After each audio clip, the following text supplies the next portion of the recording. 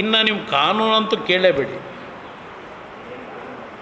ಅದೇನೋ ಗೊತ್ತಿಲ್ಲ, ಸಿದ್ದರಾಮಯ್ಯನವರು ಮುಖ್ಯಮಂತ್ರಿ ಆದಾಗ ಒಂದು ರೀತಿ ಪೊಲೀಸ್ ಇಲಾಖೆ ಭಾಳ ಆ್ಯಕ್ಟಿವ್ ಆಗಿರ್ತಾರೆ. ಅವರು ಮೊದಲನೇ ಬಾರಿ ಮುಖ್ಯಮಂತ್ರಿ ಆದಾಗ ಮೈಸೂರಿನಲ್ಲಿ ಅವನು ಯಾರೋ ಚಿನ್ನದ ವ್ಯಾಪಾರಿ ಬಸ್ಸಲ್ಲಿ 3 ಕೋಟಿ ದುಡ್ಡು ತಗೊಂಡು ಹೋಗ್ಬೇಕಾದ್ರೆ ಪೊಲೀಸ್ ಅಧಿಕಾರಿಗಳೇ ಸೇರಿ ದರೋಡೆ ಮಾಡಿದ್ರು. 2013 ಅವರು ಮುಖ್ಯಮಂತ್ರಿ ಇದ್ದಾಗ. ಅದು ಹಿರಿಯ ಅಧಿಕಾರಿ ಮಟ್ಟದಲ್ಲೇ. ನಾನು ವಿಧಾನಸಭೆಯಲ್ಲಿ ಅದ್ರ ಬಗ್ಗೆ ದೊಡ್ಡ ಮಟ್ಟದ ಚರ್ಚೆನೂ ಮಾಡಿದ್ದೀನಿ. ಈಗ ಏನಾಗಿದೆ, ಮೊನ್ನೆ 7.5 ಕೋಟಿದಾಯ್ತಾ, 7.5 ಕೋಟಿ ಮೊನ್ನೆದಷ್ಟೇ ಅಲ್ಲ, ಕಲಬುರಗಿಲಾಯಿತು, ಬಿಜಾಪುರದಲ್ಲಾಯಿತು, ಎಲ್ಲ ಕಡೆ ಬೆಳಗ್ಗೆನೆ ದಾವಣಗೆರೆಯಲ್ಲಾಗಿದೆ. ಈಗ ಆ ಮೊನ್ನೆ 7.5 ಕೋಟಿದು ಇದೆಯಲ್ಲ, ಶಾಬಾಷ್ಗಿರಿ ನಮ್ಮ ಗೃಹ ಸಚಿವರು ಕೊಟ್ಟರು. ಶಾಬಾಷ್ಗಿರಿ ಕೊಡಬೇಕಾಗಿದ್ದು ಗೃಹ ಸಚಿವರು ಪೊಲೀಸ್ ಇಲಾಖೆಗಿಂತ ಹೆಚ್ಚಾಗಿ ಅವನು ಯಾರ ಪಾಪ ಕಾರ್ ಮಾರಿದ್ನಲ್ಲ, ಅವನು GPA ಅಳವಡಿಸಿದ್ದ ಕಾರ್ಗೆ.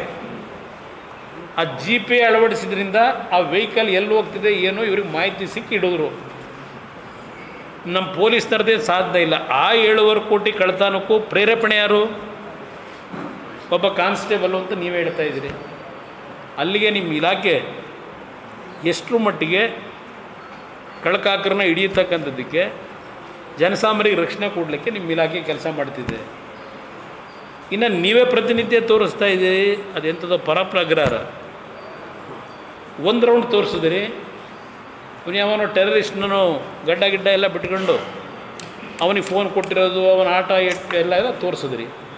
ಕೆಲವು ಹುಡುಗರುಗಳು ಕುಡಿದು ಆ ಒಂದು ಎಂಥದ್ದು ನಿಮ್ಮ ನಶೆ ಬರೋ ಅಂತಕ್ಕಂಥ ಡ್ರಗ್ಸ್ಗಳೆಲ್ಲ ತಗೊಂಡು ಡ್ಯಾನ್ಸ್ ಮಾಡೋದು ಎಲ್ಲ ನೀವೇ ತೋರಿಸಿದ್ರಿ.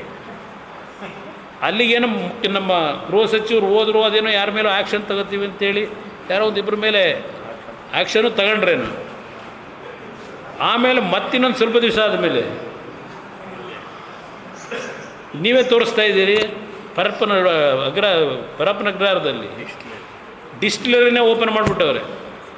ಬಹುಶಃ ಈ ಇಬ್ಬರು MLAಗಳ ಕೈಯಲ್ಲಿ ಸೈನ್ ಹಾಕ್ಸಕ್ಕೆ ಹೋಗಿದ್ದಾರಲ್ಲ, ಅವರೇನಾದರೂ ಡೈರೆಕ್ಷನ್ ಕೊಟ್ಟಿನಾದರೂ ಡಿಸ್ಟಿಲರಿ ಓಪನ್ ಮಾಡಿಸ್ಬಿಟ್ರ ಅಂತ ನನಗೊಂದು ಅನುಮಾನ ಇದೆ. ಒಬ್ಬ ಮಂತ್ರಿನೇ ಹೋದ್ರಲ್ಲ ಜೈಲಿಗೆ 2ನೇ ಬಾರಿ. ಇದು ಈ ಸರ್ಕಾರದ ಸಾಧನೆಗಳಿದೆ.